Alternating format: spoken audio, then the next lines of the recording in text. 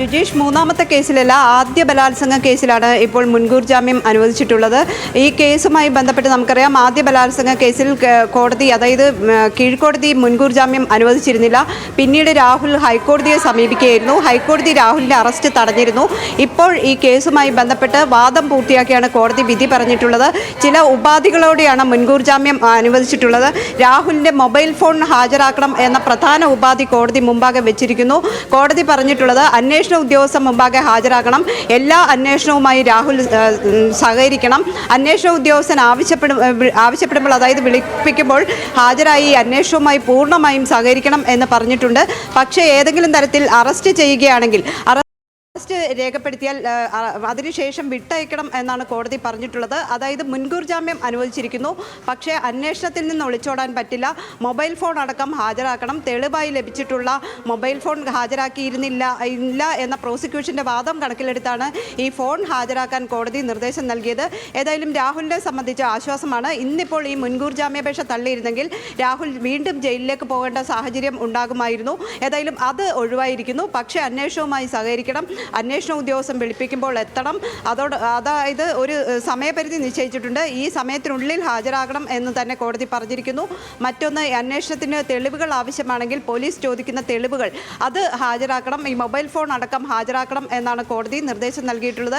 രാഹുൽ ഈ കേസിൽ നമുക്കറിയാം, ആദ്യ ബലാത്സംഗ കേസിൽ ഗർഭചിത്രം നടത്തി എന്നത് ഉൾപ്പെടെയുള്ള പരാതികൾ ഉയർന്ന കേസായിരുന്നു. ആദ്യം ഈ പരാതിക്കാരി മുഖ്യമന്ത്രിക്ക് പരാതി നൽകിയാണ്. മുഖ്യമന്ത്രിക്ക് പരാതി നൽകിയത് പിന്നീട് അത് മുഖ്യമന്ത്രി പോലീസിന് കൈമാറുകയായിരുന്നു. ഈ കൈമാറിയ പരാതിയിലായിരുന്നു കേസ് രജിസ്റ്റർ ചെയ്യുന്നത്. ആദ്യമായി രാഹുൽ മാങ്കൂട്ടത്തിനെതിരെ രജിസ്റ്റർ ചെയ്ത കേസ് ഇതാണ്. അതിനുശേഷം ഈ കേസിൽ മുൻകൂർ ജാമ്യം തേടി സെഷൻസ് കോടതിയെ രാഹുൽ സമീപിച്ചു. സെഷൻസ് കോടതി ജാമ്യം അനുവദിച്ചിരുന്നു. ഇതിനെതിരെ ജാമ്യം അനുവദിച്ചില്ല. പിന്നീട് ഉടൻ തന്നെ ഹൈക്കോടതിയെ സമീപിച്ചു. ഹൈക്കോടതിയെ സമീപിച്ച അറസ്റ്റിൽ വിലക്ക് തേടിയിരുന്നു. അങ്ങനെ അറസ്റ്റ് വിലക്ക് ലഭിച്ചതിനെ തുടർന്ന് രാഹുൽ അറസ്റ്റിലേക്ക് പോകേണ്ട, അല്ലെങ്കിൽ ജയിലിലേക്ക് പോകേണ്ട സാഹചര്യം ഒഴിവായി. പക്ഷേ പിന്നീട് 2 കേസുകൾ തുടരെ വരുന്നു. രണ്ടാമത്തെ കേസിലും രാഹുലിന് കീഴ്ക്കോടതിയിൽ നിന്ന് തന്നെ മുൻകൂർ ജാമ്യം ലഭിച്ചു. അതിലും രക്ഷപ്പെട്ടു.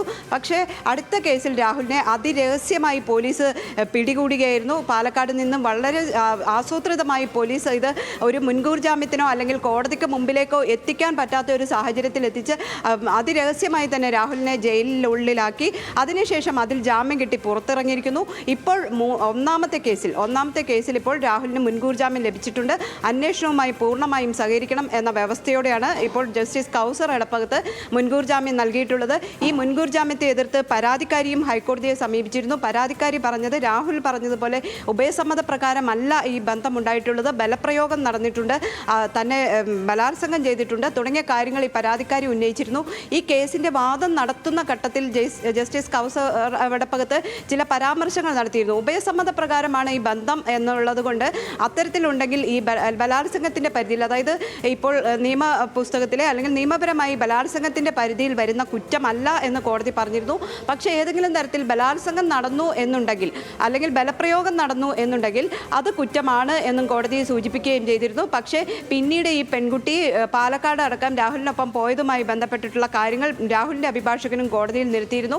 ഏതായാലും കോടതി ഇപ്പോൾ ചില ഉപാധികൾ വെച്ച് രാഹുലിന് മുൻകൂർ ജാമ്യം അനുവദിച്ചിരിക്കുന്നു.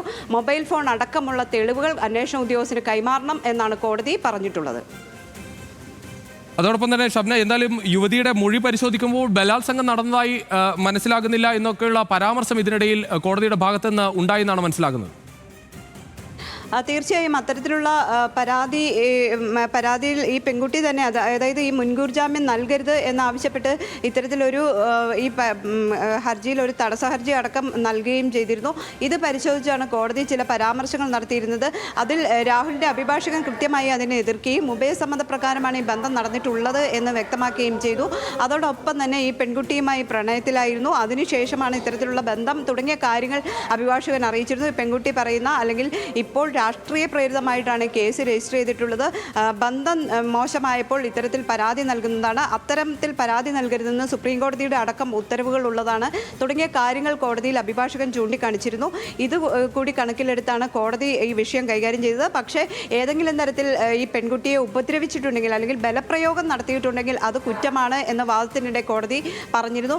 അതുകൊണ്ട് തന്നെ രാഹുലിന് മുൻകൂർ ജാമ്യം നിഷേധിക്കുമോ എന്നൊരു സംശയം നിലനിന്നിരുന്നു. പക്ഷേ ഇപ്പോൾ കോടതി പറഞ്ഞിട്ടുള്ളത് ചില ഉപാധികൾ വെച്ചിരിക്കുകയാണ്. കാരണം ഈ തെളിവുകളെല്ലാം തന്നെ അന്വേഷണ ഉദ്യോഗസ്ഥന് മുമ്പാകെ ഹാജരാക്കണം. അതോടൊപ്പം തന്നെ ഏത് സമയത്ത് വിളിപ്പിച്ചാലും അന്വേഷണ ഉദ്യോഗസ്ഥൻ വിളിപ്പിക്കുമ്പോൾ ആവശ്യമുള്ള സമയത്ത് ഹാജരാകണം. മറ്റൊന്ന് ഈ സാക്ഷികളെ സ്വാധീനിക്കാനോ തെളിവ് നശിപ്പിക്കാനോ അല്ലെങ്കിൽ ഈ കുറ്റകൃത്യവുമായി ബന്ധപ്പെട്ടിട്ടുള്ള മറ്റ് തെളിവ് ഈ സാക്ഷികളോ അല്ലെങ്കിൽ സൈബർ ആക്രമണമോ അത്തരത്തിലുള്ള കാര്യങ്ങളൊന്നും പാടില്ല എന്ന് കോടതി പറഞ്ഞിട്ടുണ്ട്. ഈ പെൺകുട്ടി അല്ലെങ്കിൽ പ്രോസിക്യൂഷൻ തന്നെ ഉന്നയിച്ചിരുന്ന ഏറ്റവും പ്രധാനപ്പെട്ട കാര്യം പെൺകുട്ടിക്കെതിരെ സൈബർ ആക്രമണം വ്യാപകമായ രീതിയിൽ സൈബർ ആക്രമണം നടത്തുന്നു എന്നതായിരുന്നു. അത് കോടതി വിലക്കിയിട്ടുണ്ട്. അത്തരത്തിലുള്ള കാര്യങ്ങളിലേക്ക് പോകരുത് എന്നും കർശനമായി നിർദ്ദേശം നൽകിയാണ് ഇപ്പോൾ മുൻകൂർ ജാമ്യം അനുവദിച്ചിട്ടുള്ളത്.